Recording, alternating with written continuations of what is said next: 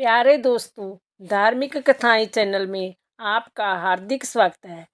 आज मैं अपनी वीडियो में शनिवार की कथा सुनाने जा रही हूँ। इस दिन शनि की पूजा होती है। काला तिल, काला वस्त्र, लोहा, काली मूंग शनि को विशेष प्रिय है। शनि का कष्ट दूर करने के लिए शनिवार की कथा को जरूर सुनना चाहिए। हर व्यक्ति के जीवन में शनि देव की अहम भूमिका होती है। अगर कुंडली में शनि सबसे अच्छी स्थिति में है तो जय व्यक्ति को बहुत ही कम समय में बड़ी सफलता देता है। इसलिए हर संभव प्रयास करके शनि को प्रसन्न करना चाहिए। प्यारे दोस्तों, यदि आपने मेरा चैनल धार्मिक कथाएं लाइक और सब्सक्राइब नहीं किया तो जरूर करें। बेल आइकन दबाना ना भूलें ताकि जो आने वाली सभी वीडियोज की जानकारी आपको सबसे पहले हो सके। वीडियो को पूरी सुनने के बाद कमेंट बॉक्स में जय शनिदेव लिखना ना भूलें। वीडियो को ज़्यादा से ज़्यादा शेयर करें। शनिवार की कथा। एक बार नवग्रहों में बहस हो गई कि नवग्रहों में सबसे उत्तम ग्रह कौन है। इस बात के निष्कर्ष पर पहुंचने के लिए सभी देवता देवराज इंद्र के पास पहुंच गए। उन्होंने कहा, हे देवराज, अब आप ही निर्णय करें कि हम सब में से बड़ा कौन है। देवताओं द्वारा पूछे गए सवाल से देवराज इंद्र उलझन में पड़ गए। इंद्रदेव ने कहा कि मैं इस प्रश्न का उत्तर नहीं दे सकता, मैं असमर्थ हूँ। इस सवाल का जवाब पाने के लिए वो सभी पृथ्वीलोक में उज्जैनी नगरी के राजा विक्रमादित्य के पास गए। राजा विक्रमादित्य के महल पहुंचकर सभी देवताओं ने प्रश्न किया। इस पर राजा विक्रमादित्य भी संजम में पड़ गए। वो सोच रहे थे कि सभी के पास अपनी अपनी शक्तियां हैं, जिसके चलते वो महान है। अगर किसी को छोटा या बड़ा कहा गया तो उन्हें क्रोध के कारण काफ़ी हानि हो सकती है। इसी बीच राजा को एक तरीका सूझा। उन्होंने 9 तरह की धातु बनवाई, जिसमें स्वर्ण, चांदी, कांसी, तांबा, शीशा, रांगा, जस्ता, अबरख व लोहे शामिल थे। राजे ने सभी धातुओं को एक एक आसन के पीछे रख दिया।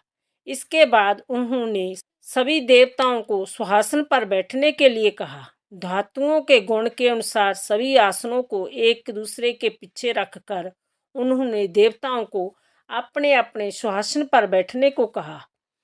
जब सभी देवताओं ने अपना अपना आसन ग्रहण कर लिया, तब राजा विक्रमादित्य ने कहा, इस बात का निर्णय हो चुका है। जो सबसे पहले सिंहासन पर बैठा वही बड़ा है। यह देखकर शनि देवता बहुत नाराज हुए। उन्होंने कहा, राजा विक्रमादित्य, यह मेरा अपमान है। तुमने मुझे सबसे पीछे बिठाया है। मैं तुम्हारा विनाश कर दूंगा। तुम मेरी शक्तियों को नहीं जानते हो। शनि ने कहा, एक राशि पर सूर्य 1 महीने, चंद्रमा 2.25 दिन, मंगल 1.5 महीने, बुध और शुक्र 1 महीने, बृहस्पति 13 महीने रहते हैं। लेकिन मैं किसी भी राशि पर 7.5 वर्ष रहता हूँ। मैंने अपने प्रकोप से बड़े बड़े देवताओं को पीड़ित किया है। मेरे ही प्रकोप के कारण श्री राम को वन में जाकर रहना पड़ा था, क्योंकि उन पर 7.5 थी। रावण की मृत्यु भी इसी कारण हुई। अब तू भी मेरे प्रकोप से नहीं बच पाएगा।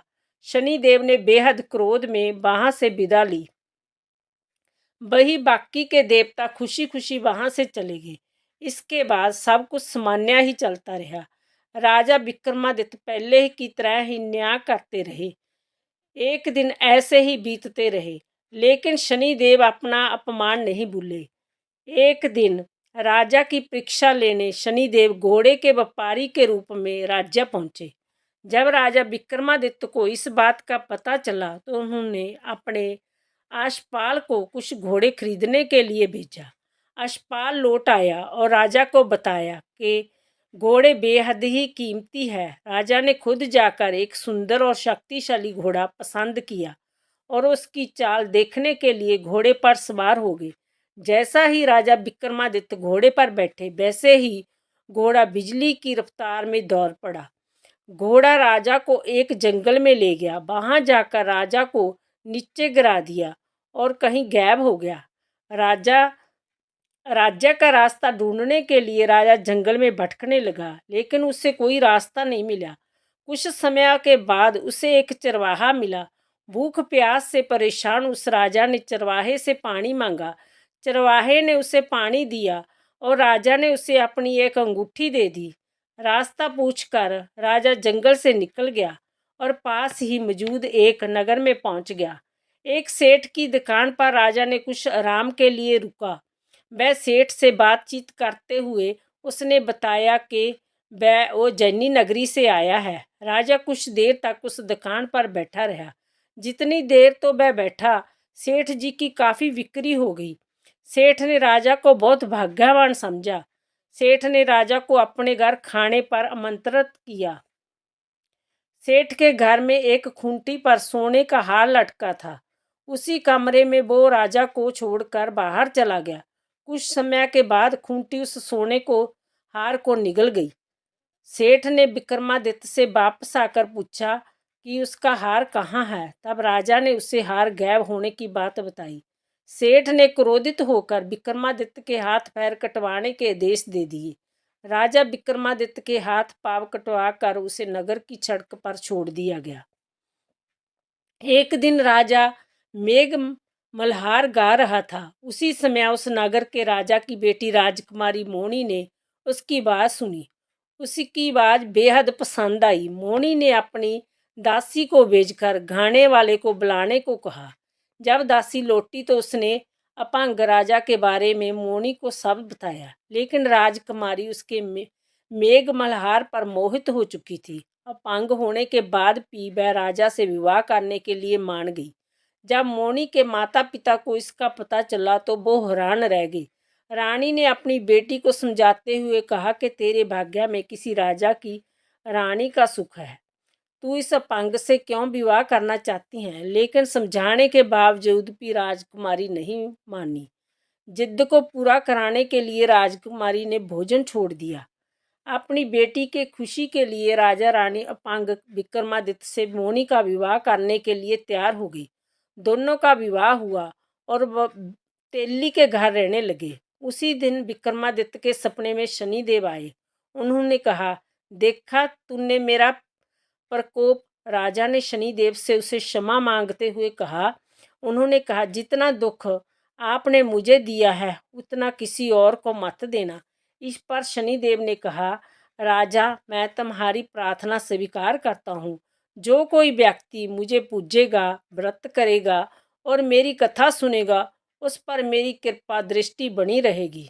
सुबह जब राजा विक्रमादित्य की नींद खुली, उसने देखा कि उसके हाथ पांव वापस आ गए हैं। उन्हें मन ही मन में शनिदेव को नमन किया। राजकुमारी भी विक्रमादित्य के हाथ पैर देखकर हैरान रह गई। जब राजा ने शनिदेव के प्रकोप की कथा सुनाई, जब सेठ ने यह बात पता चली तो वह तेली के घर पहुंचा। उसने राजा विक्रमादित्य से उनके पैरों में गिरकर माफ़ी मांगी। राजा ने सेठ को माफ़ कर दिया। सेठ ने राजा से उसके घर जाकर भोजन करने के लिए कहा। भोजन करते हुए अचानक से ही खूंटी ने हार उगल दिया। सेठ जी ने अपनी बेटी का विवाह भी राजा के साथ कर दिया। उन्होंने उसे स्वर्ण आभूषण धन आदि देकर राजा के साथ विदा कर दिया। राजा विक्रमादित्य अपनी दोनों पत्नियों यानी राजकुमारी और मोनी और सेठ की बेटी के साथ अपनी राज उज्जैनी पहुँचे। सभी ने उनका स्वागत किया। इसके बाद राजा विक्रमादित्य ने पूरे राज्य में घोषणा करते हुए कहा, आज से शनिदेव सब देवों में सर्वश्रेष्ठ माने जाएंगे। साथ ही शनिदेव का व्रत करें और व्रत कथा जरूर सुने। जय सुनकर शनिदेव बहुत खुश हुए। व्रत करने और व्रत कथा सुनने से शनिदेव की कृपा रहने लगी और लोग आनंदपूर्वक रहने लगे। बोलो शनि देवता की जय।